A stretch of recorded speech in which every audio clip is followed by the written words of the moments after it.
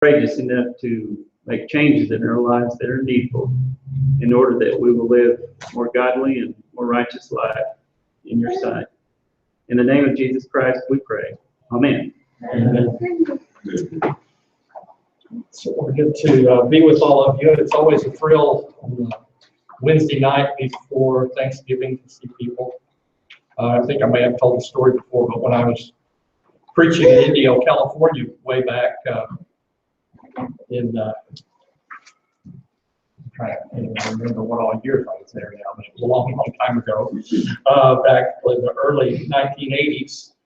I went on a Wednesday night. We had a congregation, I guess about 30 people at the time, and almost all of them were new converts and young people.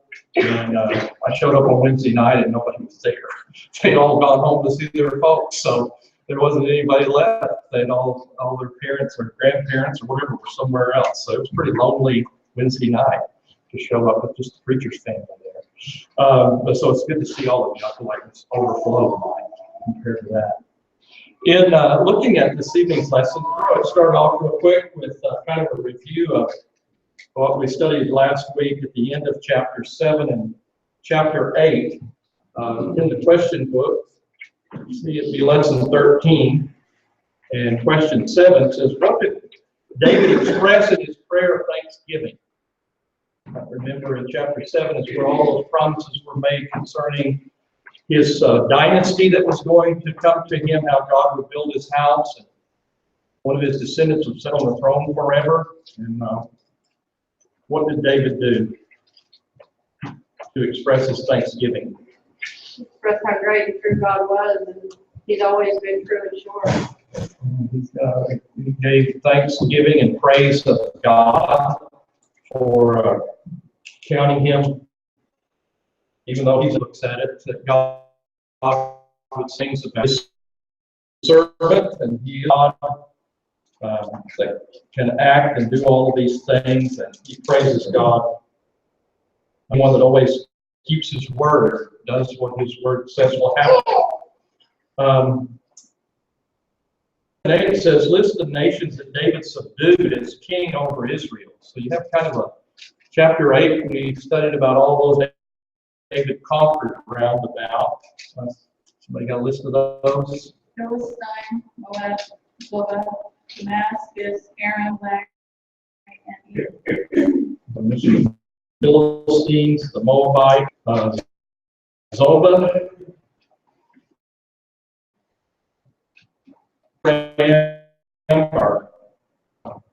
Arma, and then Hamath and Edom. I think are listed there in the chapter as was mentioned. Then there's a list of officers that were appointed in David's court. Who was it that was made commander of the host? Joab. And then the recorder was who? Jehoshaphat. And the priest was Zadok and Amalek. So you had two high priests at that time. And the scribe, Sariah. And then over the Kirathites and the Pelethites, those mercenary soldiers that guarded the king. Who's over them? Benaiah or Benaiah. And then the chief rulers were who? Titus and David's sons. And I think that's where we can stop there. So we'll look at chapter 9. So David's kindness to the house of Saul. You might remember that David's best friend and one that he had a special love for was Jonathan, the son of Saul. And Jonathan was one that greatly encouraged David in the Lord during the time that he was fleeing from Saul. And they made covenants with each other that were renewed on several occasions, that they would care for one another's descendants and care for one another. And David's going to honor that. He's been established in his kingdom. He's conquered his enemies round about. and he remembers kindness toward Jonathan. It says, then David said, is there yet anyone left in the house of Saul that I may show him kindness for Jonathan's sake? Now there was a servant in the house of Saul whose name was Ziba, and they called him to David. And the king said to him, are you Ziba? And he said, I am your servant. And the king said, is there not yet anyone in the house of Saul to whom I may show the kindness of God? And Ziba said to the king, there is still a son of Jonathan who is crippled in both feet. And so the king said to him, where is he? And Ziba said to the king, behold, he is in the house of Machir, the son of Amiel, and in Lo-debar. So he mentions this son of Jonathan. He was introduced earlier on the day that Saul and his sons that were with him were killed in battle, that the maid that was taking care of Mephibosheth was trying to flee from the Philistines, and she dropped the boy, and he became lame in both of his feet. So his feet were damaged in some way to where he was never able to walk well after that. And here we're brought back to our attention. Now, that happened on the day that David became, found out about Saul's death, and then he became king in Hebron for 7.5 years. The child was 5 years old when that happened. So that gets you up to 12.5 years old. Then he's in Jerusalem and begun to reign there for the next 33 years.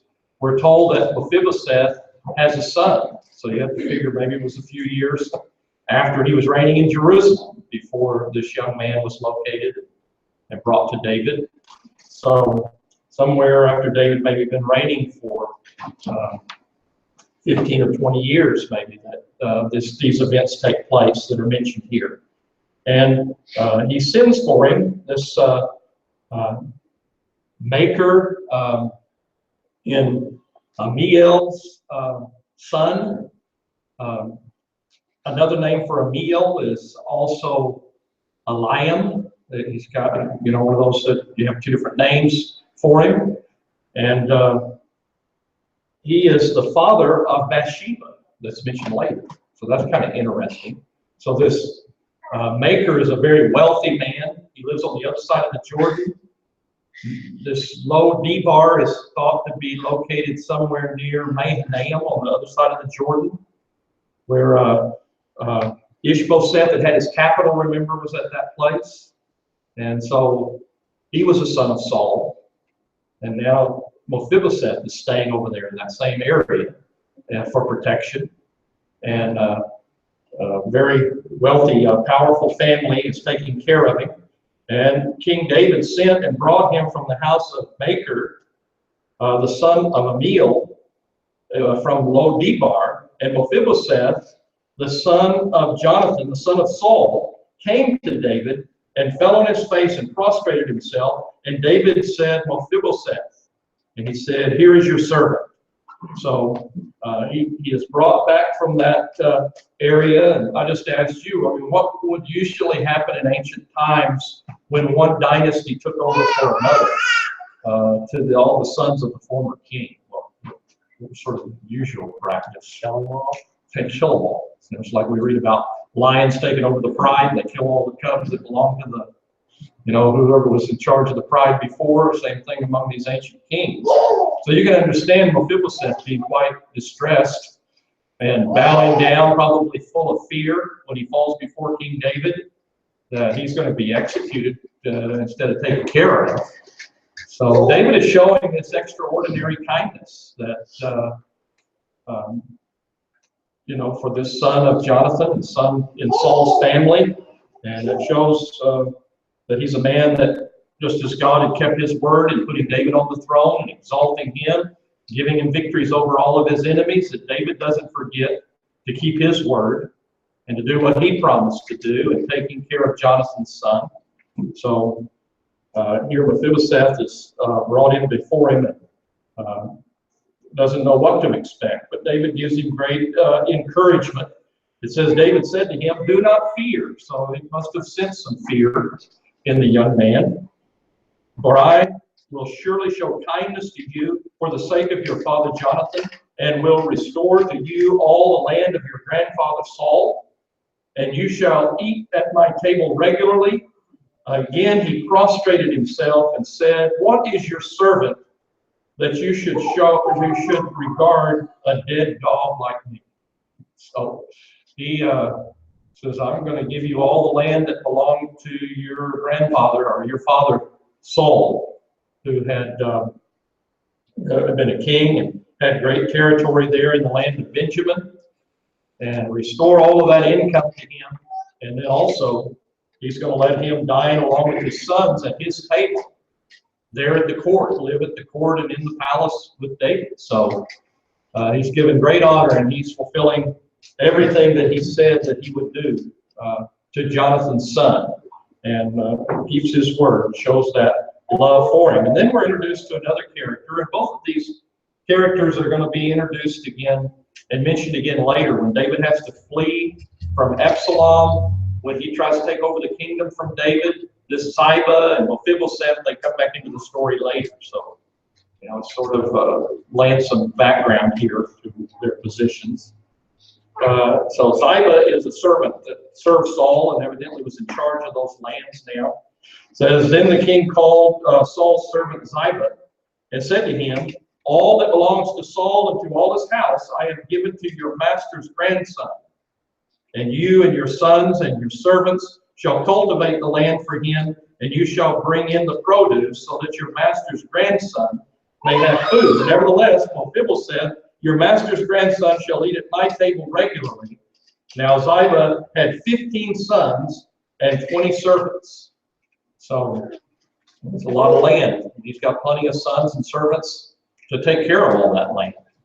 I don't know if this land that he kind of maybe took over the land, but now it's restored to the rightful family, and he's going to be running it. But later on, he's going to accuse Mephibosheth of rebelling against David and trying to get this land back in his control. But here he's going to work. He says that he'll do whatever the king says, and is going to cultivate the land and give the master the share that belongs to him. And so great blessings come upon him. And again, David shows his good character there in keeping his word. Then we're told about Ziba. It says, and Ziba said to the king, according to all that my lord the king commands his servant, so your servant will do. So Mephibosheth ate at the king's table as one of the king's sons. And Mephibosheth had a young son whose name was Micah. And all who lived in the house of Ziba were servants of Mephibosheth. And Mephibosheth lived in Jerusalem, for he ate at the king's table regularly, and now he was lame in both his feet. We find in the book of Chronicles that Micah had children, and Mephibosheth's family, you read about them all the way down to the captivity. So Jonathan's seed, his family, lived on and were important people from this day forward, and it all begins with David showing them this kindness and taking care of them. And again, it talks about he's got a good life there at the king's table, but he still has that affliction of being lame in both of his feet. Does anybody else have a thought or anything to add in chapter 9? David and his kindness. Certainly, it shows that we should be generous and keep our word and remember old friends and those that have taken care of us and cared for us in the past. Remember their children and grandchildren. So troubles in David's family. From 2 Samuel chapter 10 through chapter 14, these troubles begin to really find out about the root cause of these things. There's a war with Ammon, and this war is going to, of course, lead to David staying at home at the palace while the army's in the field, and that's where the sin with Bathsheba takes place. And it all starts with this war, is where one sets that up. It could be this war is a more detailed account of some of the things we studied about David conquering, all those nations round about, and now it's focusing in on one of them to set up the background story for the latter part of David's reign has got so many problems because of this sin that happened in connection with this particular war that was fought. We don't have a clear spelling out of all of the chronology in the life of David, exactly where everything fits in. It could be a repeat, or it could be telling us about a new war that he hadn't fought, that doesn't have anything to do with what we studied before. That's possible too. But it all begins with this battle in connection with the Ammonites. It says about this particular kingdom, you can see the location again of the Ammonites are across on the other side of Jordan. David had already conquered the Moabites down here to the south and the Edomites below that. But the kingdom of Ammon, they have not yet had any problem with David. And these wars don't seem to be wars of aggression that David fought. There's always some kind of, invasion or some kind of insult, some reason that David goes to war with these people. He doesn't just go out and conquer them because he wants to. But there's a great insult that happens to his ambassadors that causes war to break out and lead to the Ammonites becoming subject to David's kingdom as well. It says, now it happened afterward that the king of the Ammonites died, and Hanun, his son, became king in his place. And David said, I will show kindness to Hanun, the son of Nahash, just as his father showed kindness to me. So David sent some of his servants to console him concerning his father. But when David's servants came to the land of the Ammonites, so we're going to read about the insult then that happened to them. But Nahash, you remember, was a king that Saul fought against because he went up and attacked Jabesh Gilead, I think it was, that city, and Saul had to deliver them at the beginning of his reign. This same man had been a friend to David later, though. This king, when David was fleeing from Saul, we seem to get some idea, just like David took his family to live among the Moabites, his father and his wives, so they'd be protected there. The Ammonites also helped David when he was, because he's the enemy of Saul, right? And Saul's chasing him, and the enemy of my enemy is my friend. So I guess the Ammonites wanted to help David. And so he remembers Nahash, that he'd been kind to him. So when he died, he wants to, show kindness to his son and console his son at the death of his father. He has good motives for sending his ambassadors over there. But their Ammonites are not a high character people, and they are very suspicious that I think David would treat them maybe the way they would have treated other people. It says, and the princes of the Ammonites said to Hanun, their lord, do you think that David is honoring your father because he has sent counselors to you? Has David not sent his servants to you in order to search the city and to spy it out and overthrow it? So they have, they can't see that David would be so nice just to send counselors and ambassadors over to talk about how sorry he was that the man's father died.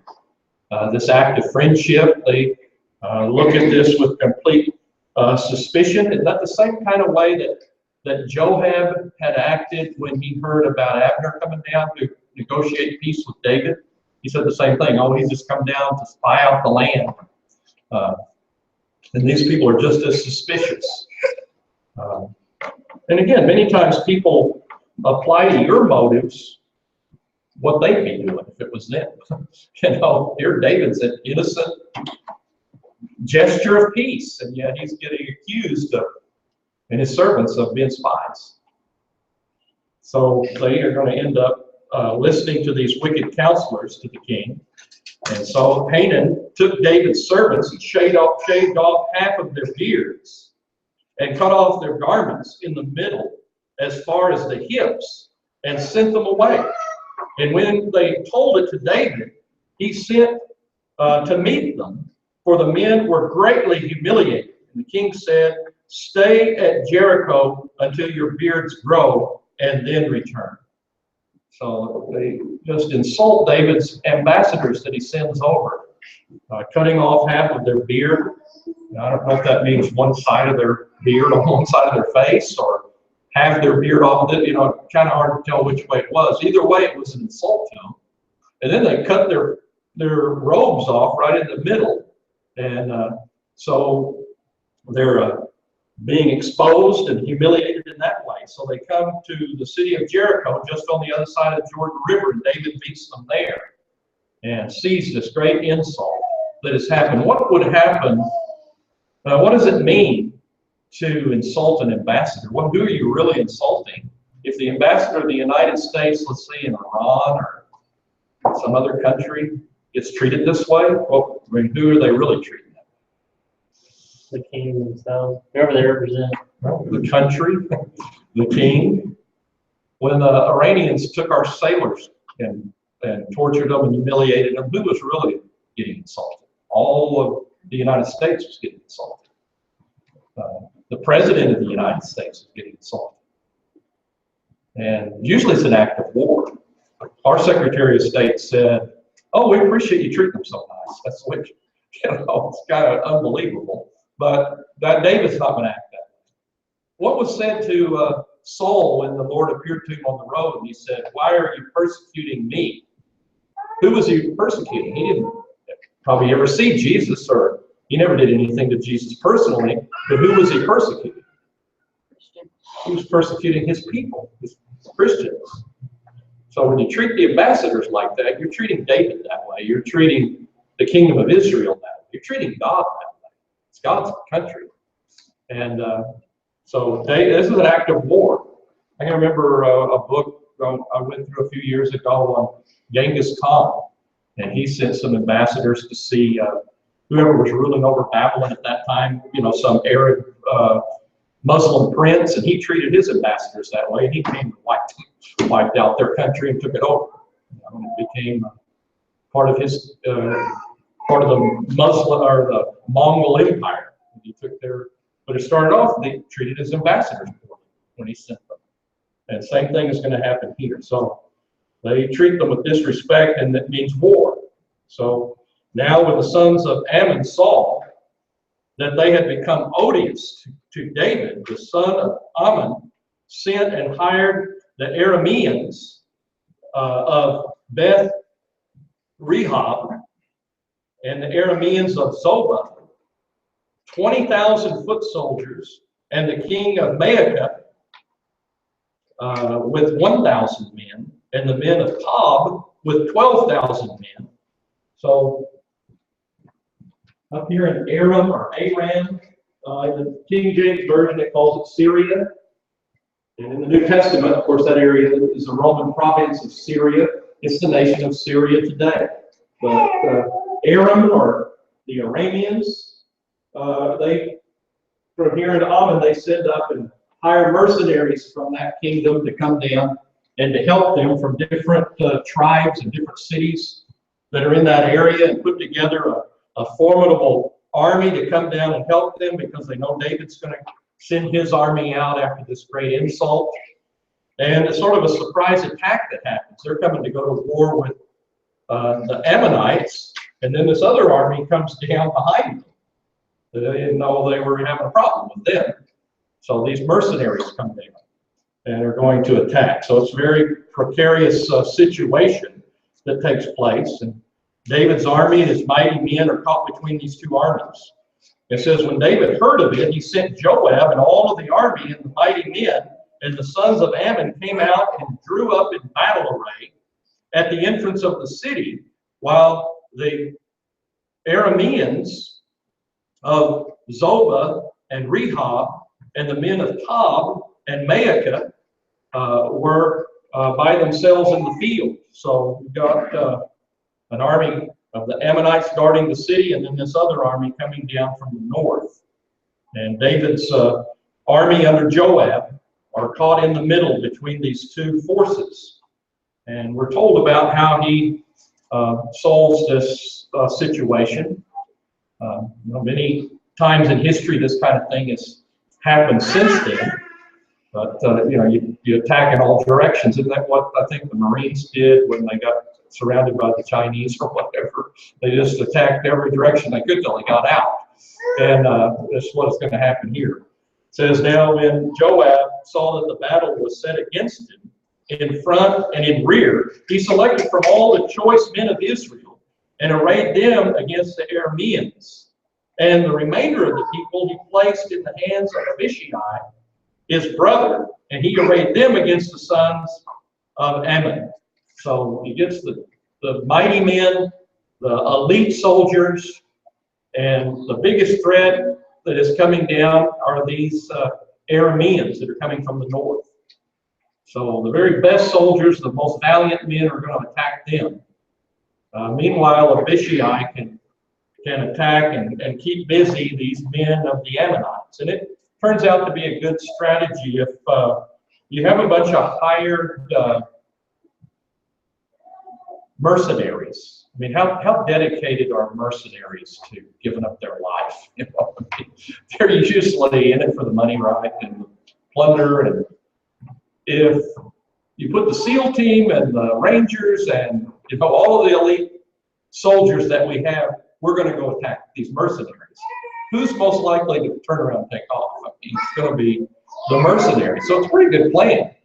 We put all of our best soldiers, they're going to attack them, and they chase them off. Then we can all turn around and deal with the other people.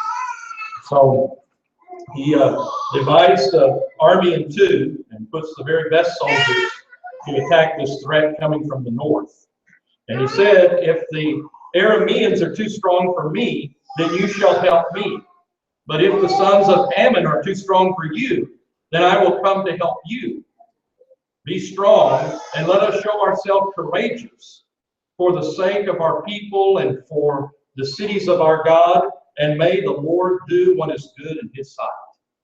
So one advantage the Israelites have in this is they have what's called interior lines. They can assist each other, where the other two armies are divided from one another. So whoever starts losing, we can shift our forces back and forth according to what we need. But isn't it a great statement before this battle to encourage the Israelite soldiers before they enter into this great dangerous conflict to be strong, to show yourselves courageous or act like men? Is the idea. Isn't that what Paul tells us to do too? That we're to be strong, act like men, he says in the book of Corinthians, same thing. And that's what they need to do as well. And do it for the sake of all the people of Israel. What if they lose this battle and the army's destroyed? Who's going to protect their homeland? Who's going to protect their cities? Think about all your loved ones back home. You've got to be ready to lay down your life and fight as hard as you can, because this is everything's on the line. And he trusts that the Lord is going to do what's good. He recognizes there's a higher power ruling over this world, the God of Israel. And the Lord's going to do what's good in his sight. We're going to hope that he is ready to assist us in this battle.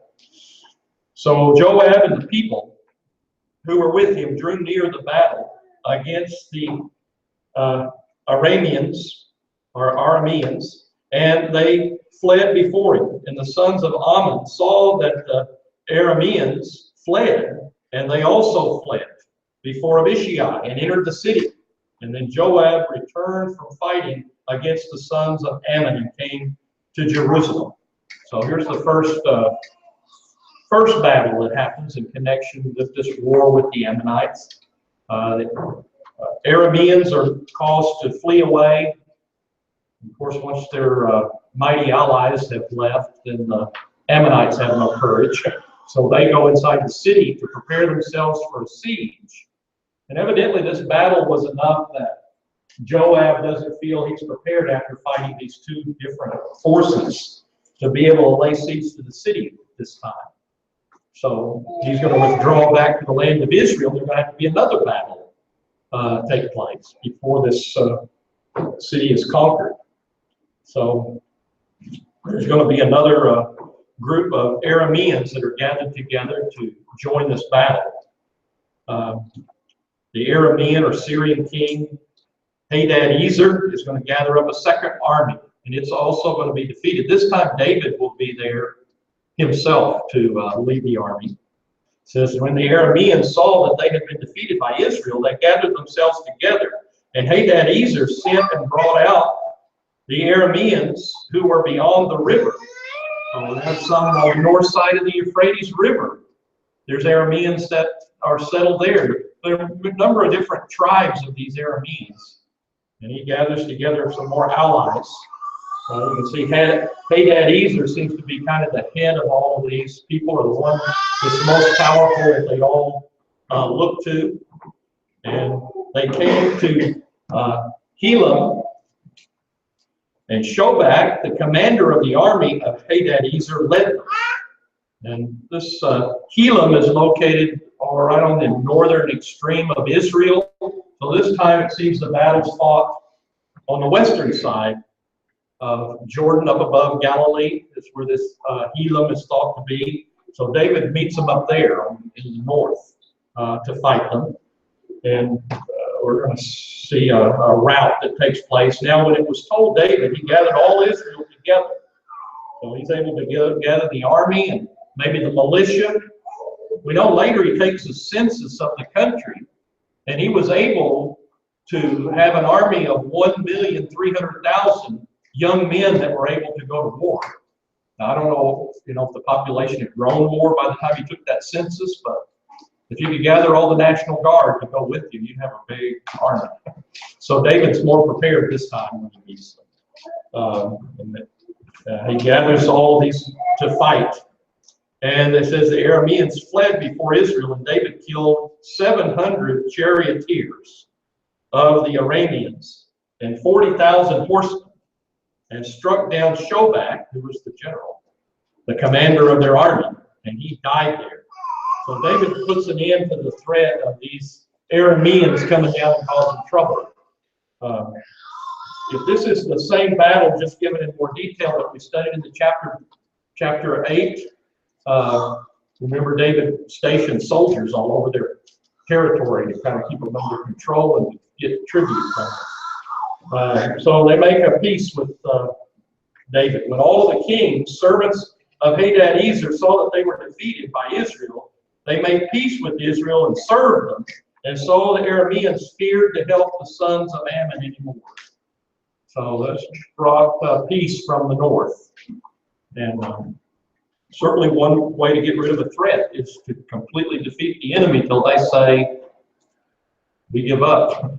That's what happens here. We are not going to fight anymore. And, some people have said about trying to make peace with somebody that your enemy always gets a vote on whether there's going to be peace. And unless you completely defeat them, they may keep fighting, right? They may come back and fight you some more. But here David defeats them in such a way that they're not going to cause any more trouble during his reign. So this brings us then to the trouble that arises in David's house in connection with this sin in connection with Bathsheba. There's going to be another attempt in the springtime to go out and conquer the city of Ammon. The army's going to go out to battle. David is at the height of his power and his wealth. And sometimes the greatest temptations that can come to us is when we're enjoying prosperity. I mean, when everything's going good is what Moses warned the people when they came out of Egypt, and you're all settled in the land. Don't forget God, right? He's the one that gives you all this. But it's easy for people to forget that it's God that's given us everything that we have, and He ought to get all the glory for our life and the strength that we have to make a living and the jobs that we have and the peace that we're enjoying to be able to, not have some foreigners come in and take everything we got. God ought to be thanked. And it's when we stop thinking about God is when we get into trouble. And that's what happens to David. He's got everything going well for him. He has all of these wives, concubines, right? But that's not enough for David. He's going to commit adultery. And it's when he's idle. And the idols, idle hands are the devil's workshop. So when you're not busy, that's when you're very open to temptation and trouble. If David had been out there with the army, things would have been all right. But he stayed home this time, took it easy. And it happened in the spring, at the time when the kings go out to battle, that David sent Joab and his servants with him and all Israel, and they destroyed the sons of Ammon and besieged Rabbah, the capital city there. But David stayed in Jerusalem. So he lets the other commanders take care of this city after he won the battle with the Arameans. He's going to let Joab take care of this and hangs around the palace. And during this period of time, he gets involved in idolatry or adultery. It says, now when the evening came, David arose from his bed and walked around on the roof of the king's house. And from the roof he saw a woman bathing. And the woman was very beautiful in appearance. So David sent and inquired about the woman. And one said, is this not Bathsheba, the daughter of Eliam, the wife of Uriah the Hittite? And David sent messengers and took her. And when she came to him, he lay with her. And when she had purified herself from her uncleanness, she returned to her house. So there's all kinds of problems in this whole account. One thing, we're walking around on the roof, that's pretty innocent, but he notices what's going on in his neighbor's house that he can see from there. And we know how lust works. You first see it, and then you lust for it, and then you act on that evil desire that's formed in your heart, and then that brings forth sin and brings forth death. And David should have diverted his eyes when he saw there's a woman bathing over there next door. It was against the law to be looking at your neighbor's wife in a lustful way, and that is contrary to the 10th commandment. Don't covet your neighbor's wife or anything that belongs to your neighbor. So you don't have any business looking in their windows or being a peeping Tom, which is basically what he ended up being on this occasion. And noticing how beautiful this woman is. And then when he got word that she's married, that should have been the end of it. Somebody comes and tells him who she is, who she's married to. So even a man that has been after God's own heart and doesn't worship idols, and that God has given all of these victories to in the past, and has had a close relationship to him, and written all these psalms that we all sing and are singing still. We sing Psalms of David in our songbook. Even a man like that, if he's not guarding the lust of the flesh and guarding his eyes from looking on women that he's not supposed to have any relationship with, can get into trouble. So there's a great warning here for all of us. Any of us that have been in the church for a long period of time, we've seen the same sin in the church take place, and it happens exactly the same way. People are going along, and everything's going well, and they got a lot of prosperity, and things are going good, and they're not guarding their hearts and their minds and being careful about their behavior with the opposite sex. And they get involved in adultery, and it ends up destroying their life. Here they are, they've got a wife that trusts them, they've got happy children, everything's good in their life, just like David. And then they commit this sin, and it just brings all kinds of bitterness into their life and other people's lives. Well, we'll come back and look in detail at this next opportunity that we have. I think we'll stop right there.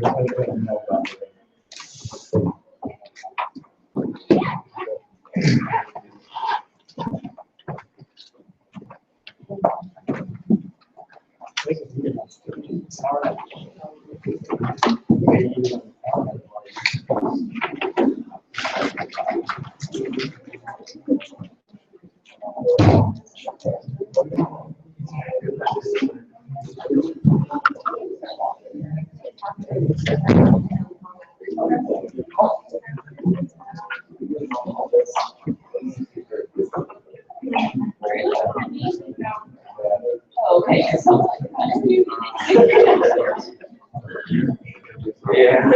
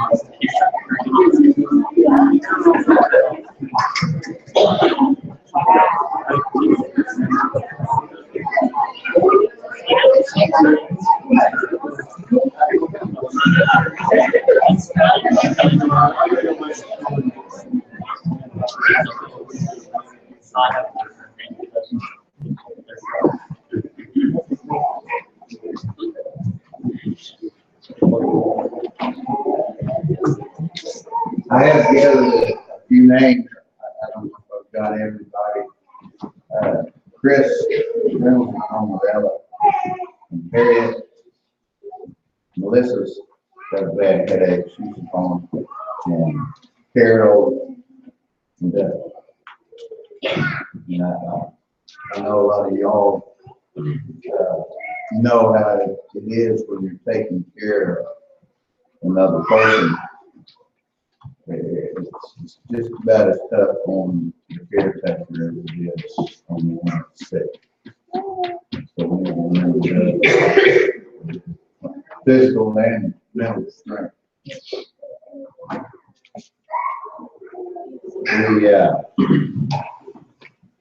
The week, I guess, is Turkey Week tomorrow. And I'm not much one of who jumps in on the holidays and goes with the flow. Kind of go the opposite way. I do want to talk about a bird, but it's not a turkey. I found a pamphlet years ago. Things on it may be a little bit outdated, and I can read some of it. It's about the eagle, our national symbol. The eagle is one of nature's most beautiful creatures. As bird of prey, it has been regarded for centuries as symbolic of courage, power due to its size, excellent aerial skills, the inaccessibility of many of its nest sites. Roman mythology associated the golden eagle with their principal deity, Jupiter.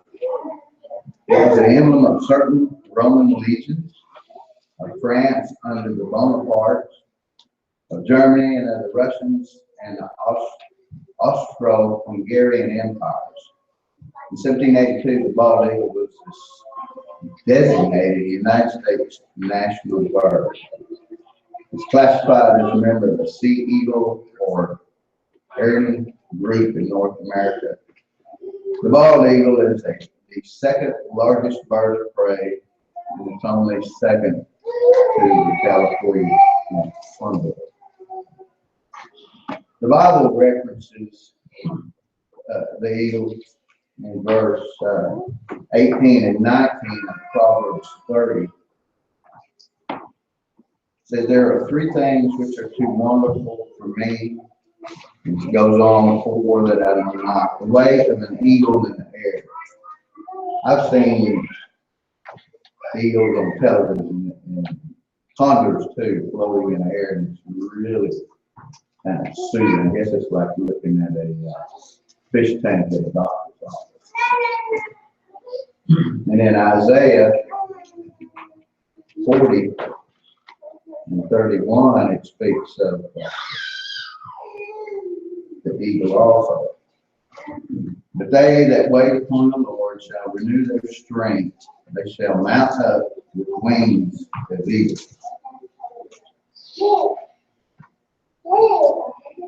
Eagles range over large territories and raise few offspring. Habitat disturbances threatening with species eagle bird regulations are strictly enforced. The bald eagle population in particular has declined because of exposure to insecticides and other toxins that now seems to be recovering in certain regions. There's three separate pieces of legislation that regulate the protection of these wonderful creatures. The Eagle Protection Act, 2, the Migratory Bird Tree Act, and the Endangered Species Act. The penalties for the violations range from misdemeanors to felonies. With 6 months to 2 years in prison and fines between $5,000 and $250,000 for a bird. According to the above law, violations involving whole bird, dead or alive, mature or not. Any part of the bird, feathers, talon, beak, anything, or even an egg. The law does not distinguish between the whole or the part, the young or the old, the born or the young. I think you can see where I'm going with this. Some of you may have already known a lot of these statistics. When it comes to bald eagle, an unhatched or unborn baby eagle receives the exact same recognition and protection of the law with the same penalties in force as if it were already born or was born. The law stipulates that the unborn eagle is still yet an unborn baby, human with a soul, can be destroyed. Matthew 6:26.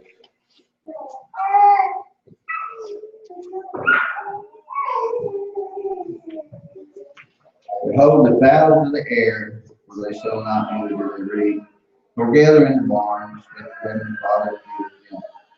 Are you not much better than that?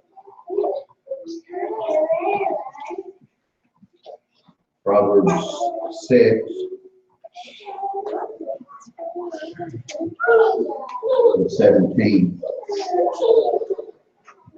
This is a list. You go from 16 through 18.